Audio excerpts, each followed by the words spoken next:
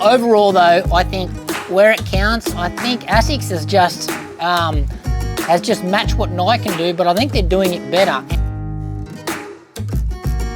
In today's shoe comparison review, we've got a battle of some really top-end race shoes here. So we've got the ASICS Metaspeed Sky Paris up against the Nike Vaporfly 3.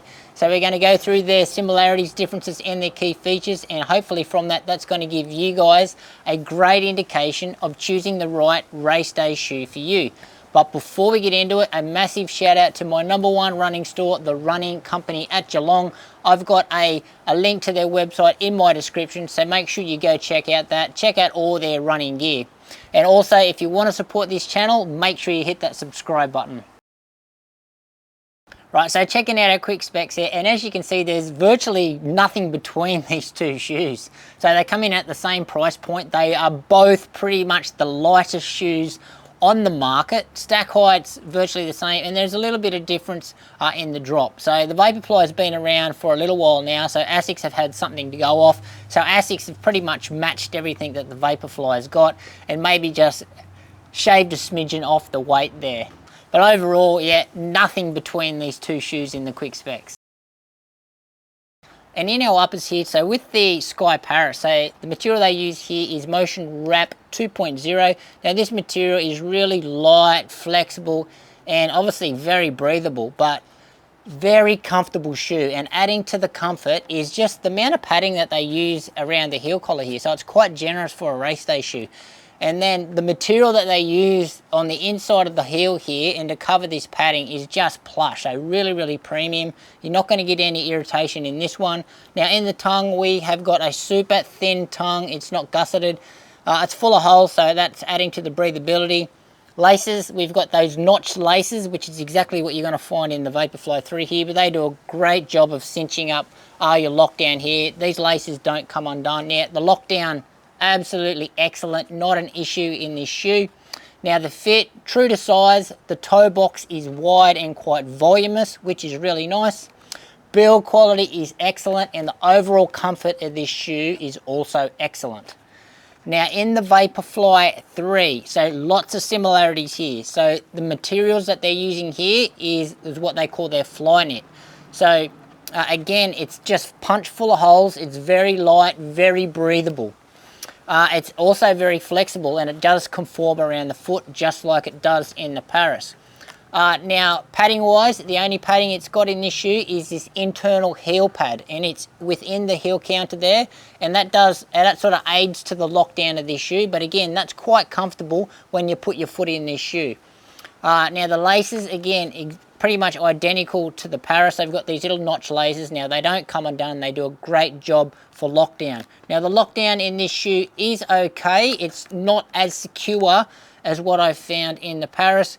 And with our tongue, yeah, again, it's super thin. However, it's got a couple of little pads on top of the tongue. That's just to give you some relief of that laces pressure.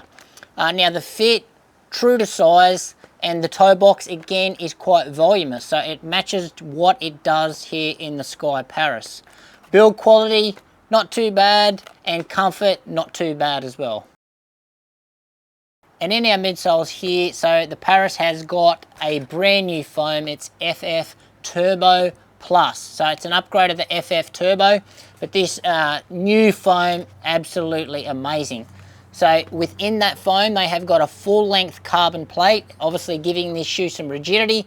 And geometry-wise, they've got some new geometry or some updated geometry from the previous Sky Plus, and they've got a nice 4-foot rocker here. So they have definitely moved it back in the shoe.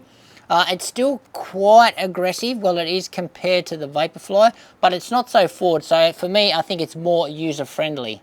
And in our Vaporfly, so what they use here is their Zoom X. So everyone knows what Zoom X is. It's the Nike's premium race day foam. So it has slightly changed over the years. Well, I've definitely noticed, because this Zoom X certainly feels a lot different to what they used in the Vaporfly 1, which was that original super shoe, which I absolutely loved. So within that Zoom X, they've got their full-length carbon plate, is what they call their fly plate, obviously giving this shoe some rigidity as well.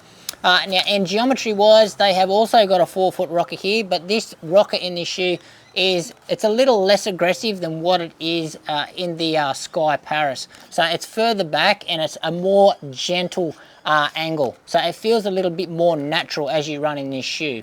Rigidity wise, if I test the two shoes together, so they're both quite stiff, so they both have got a carbon plate. I reckon they're about the same. So yeah, rigidity wise, I think they are, yeah, I think they're about the same.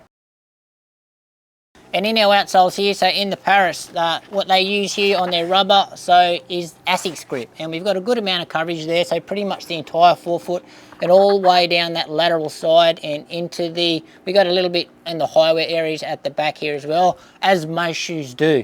Now grip-wise, this ASICS grip is absolutely excellent. So it's definitely upgraded to what they used to have. This does not falter in the wet. I really, really love it. Very tacky, very sticky. So we've got a bit of exposed foam here that will always take a bashing, but no durability concerns really in this race day shoe. And in the Vaporfly, so what they've got here is a pretty much full rubber coverage of the entire forefoot. And they use a waffle pattern here. So now this pattern is quite effective and its grip is excellent in all conditions. They've also got a little bit of rubber here in the highway areas in the back, as they do in this shoe, and plenty of exposed foam here. They've got their window cut out here, which you can see their exposed fly plate, which you can't see in the ASICS. But overall, both these outsoles do a great job in all conditions, and durability is excellent in both. And in their ride and performance, so finally we're going to get some difference within these shoes. So in the Sky Paris, so what you're going to get here is a very fast, propulsive, exciting ride. So this brand new foam has got lots of energy return in it, lots of bounce, lots of pop. It's softer than its previous version, but it's a good amount of softness. So it's a very comfortable ride as well. So it doesn't feel like you're going to ever bottom it out, or it doesn't feel like it's too soggy or saggy, and it doesn't feel like it's too firm or responsive. It is just perfect, and it really matches the geometry of this shoe. So it really gets its propulsive feeling from this quite aggressive roll forward here in the rocker, and just this feedback of the foam. So just the pop and the propulsiveness. It's a really exciting ride. Now the back of the shoe, it is quite thin and it can get a little bit of wobbly if you start heel striking in this shoe. So this one definitely mainly for those midfoot and forefoot strikers. And in the Vaporfly 3, so again, first word that comes to mind is also fast, but fast in a different way. So I don't get the propulsive vibe as what I do in this shoe. I don't get the bounce vibe. I just feel it feels a lot firmer in the forefoot, but it feels very responsive, very snappy. Now this rocker is obviously not as aggressive as I said before. It's more gentle, so you feel a little bit more natural to run in, but that does result in this shoe not feeling as propulsive. But yeah, very responsive, very snappy shoe. Now again, this shoe also feels a little unstable through the heel, so if you're a heavy heel striker, you need to watch that one as well. Now this one, compared to this ride, this shoe feels like it is a little boring. So yeah, it doesn't have as much wow factor as this shoe. So this shoe's got the bounce and the propulsive feeling. Now this shoe, next to this shoe, when you wear these shoes at the same time, it certainly feels a little boring, which is a bit of a shame to say when you have a shoe with Zoom X inside it. Best use for both these shoes, exactly the same thing. So they are both your race day options, both really highly tuned race day shoes, both good for 5K all the way up to the marathon. They're made to get you to the finish line as fast as possible. Right, so just wrapping it up here, we really do have two of the great race day options here on the market. So you could probably throw one or two other shoes in there, but these two certainly are at the top of the tree. Now, overall though, I think where it counts, I think ASICS has just matched what Nike can do, but I think they're doing it better, and that is because of the ride. So yeah, there's just more wow factor in the ASICS. There's more bounce, there's more propulsion, and you feel like it's a special shoe. This one, it's a special shoe. This shoe is great, but if you see my other review in the Vaporfly, the only thing that I thought that was a bit boring was the ride. Everything else in the shoe was excellent.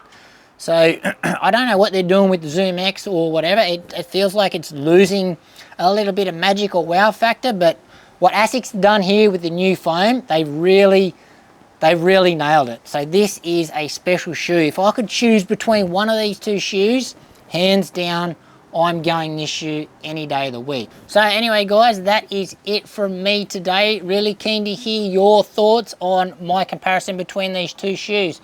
If you've got any experience in either of these two shoes and you want to share your experience of how you find them or how they compare to anything else that I've got, or any questions regarding this review, always drop it in the comments below. Love reading your comments. Anyway, guys, thank you for watching. Make sure you give this video a like, subscribe to the channel, and we'll see you next time.